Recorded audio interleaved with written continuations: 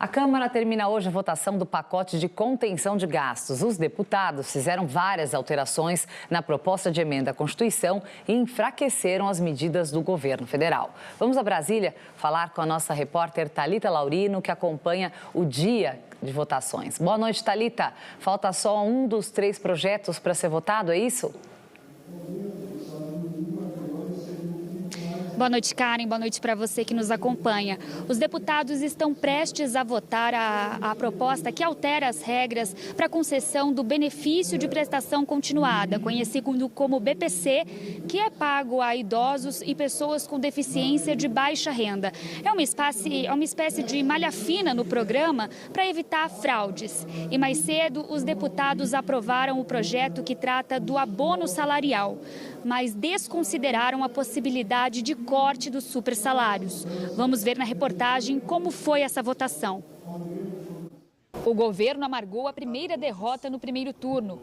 Uma mudança feita pelo relator da PEC, Moses Rodrigues, do União do Ceará, manteve a possibilidade do pagamento de supersalários a servidores federais. Juristas criticaram a medida porque abre brechas para que o Judiciário e Ministério Público continuem recebendo verbas indenizatórias acima do teto constitucional de R$ 44 mil. A PEC estão querendo votar e que ontem o PL e a oposição não deixou votar, a PEC que estão querendo votar, vamos deixar claro, meus colegas, ela não acaba mais com o supersalário, ela não acaba com o penduricalho, ela acaba com o pobre. Ela mexe no BPC, ela dificulta a recuperação do salário mínimo, ela acaba com o abono salarial de quem ganha 2 salários mínimos. Pelo texto aprovado, o limite para um trabalhador receber o abono salarial passará gradualmente de 2 salários mínimos para 1,5 salário até 2035.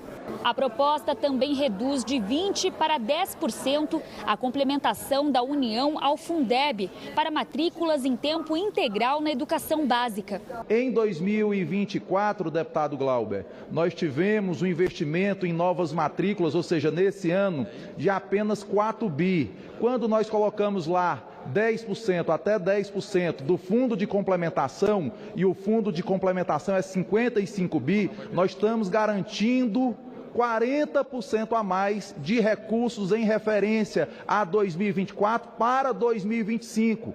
E no texto também está posto que a partir de 2026, 4% do valor global, que hoje é de 250 bi no Fundeb, serão para novas matrículas no ensino de tempo integral. Se nós não aprovarmos essa PEC, não vai ter recurso, não vai ter dinheiro para bancar as novas matrículas na escola de tempo integral no ano de 2025. Mais 2 mudanças importantes são a proibição de vincular receitas a despesas em patamares acima dos limites do arcabouço fiscal e a prorrogação da desvinculação de receitas da União até 2032, medida que permite maior flexibilidade no uso de recursos.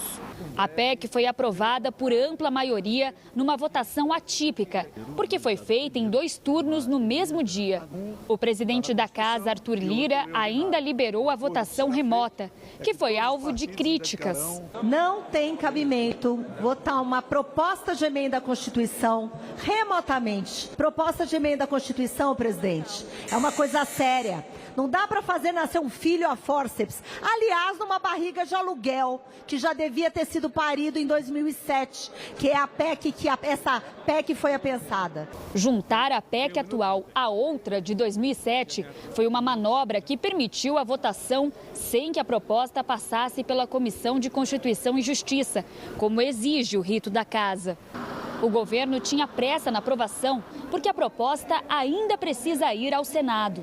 A nossa expectativa é incluir a votação que dá uma demonstração muito importante para o país, para os atores econômicos, para a sociedade brasileira, que esse governo, junto com o Congresso Nacional, fará absolutamente tudo o que for necessário para que o marco fiscal seja cumprido, para que as metas fiscais sejam cumpridas, para que a combinação de responsabilidade social com responsabilidade fiscal seja uma marca desse governo e desse ciclo de crescimento econômico.